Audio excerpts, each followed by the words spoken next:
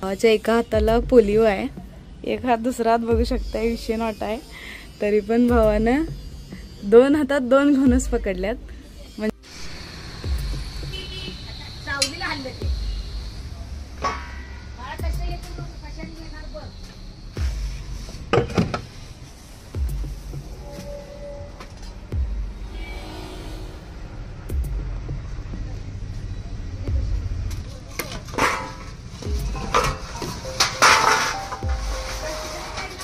भाऊ कॉलवरती आलेला आणि मी येत होतो मागून, तोपर्यंत माझी गाडी पंक्चर झाली.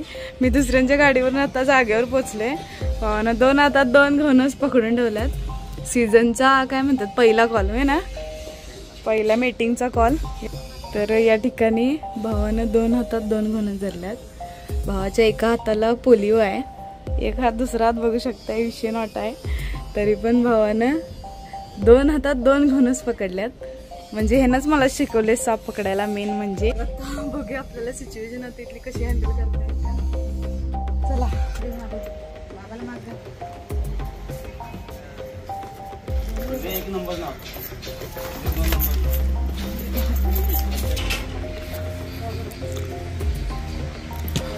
1 नंबर 2 नंबर लक्षात ठेव.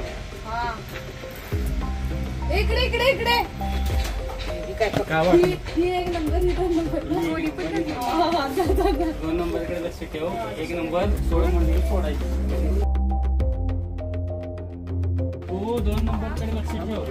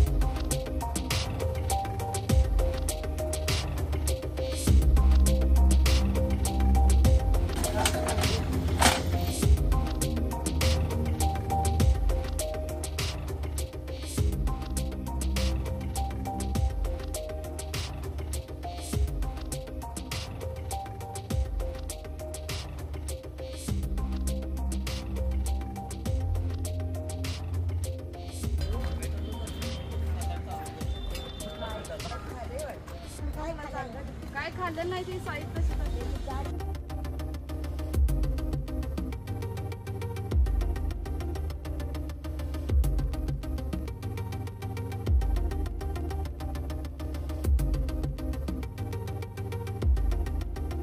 सगळी सिच्युएशन अवघड झाली होती.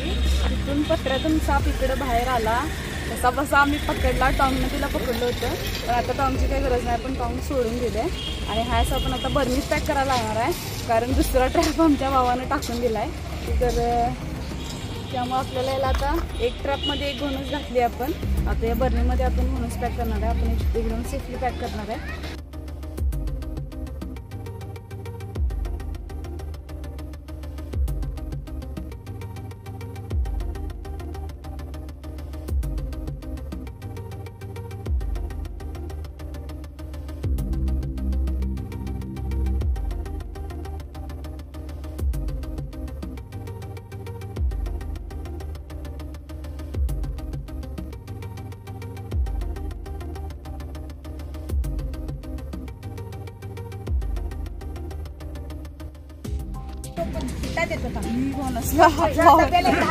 या ठिकाणी आता सिच्युएशन कशी आहे त्यामुळे मला हाताने पकडायला लागले. तर आपण सेफली बर्नीत तरी घातला याला.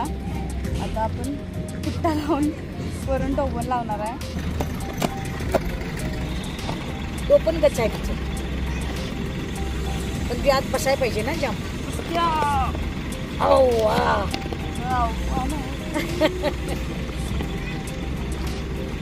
गट पकडा. पकडलं किती तर आपण रेस्क्यू केले. तो पण लावतो पहिला सेफली रेस्क्यू केले. काय म्हणून मला काय कळलं झाली. लय दिवसांनी घोणस हातात धरल्या. मी हाताने धरत नाही घोणस, मी डायरेक्ट ट्रॅप लावतोय आणि जिथून असं तिथं ट्रॅप सेट करून मी न हात लावता पकडतोय. पण आता इथं सिच्युएशन होती, एक साप भावानं रेस्क्यू केला आणि दुसरा साप मी रेस्क्यू केला. तर बर्नीत घातलाय आपण याला सेफली. तर आता आपण याला वन विभागाकडे सुपूर्द करणार आहे. असा थरारक असा रेस्क्यू झालाय. काय रे हा मी यायच्या आधी आता धरून बसलाय.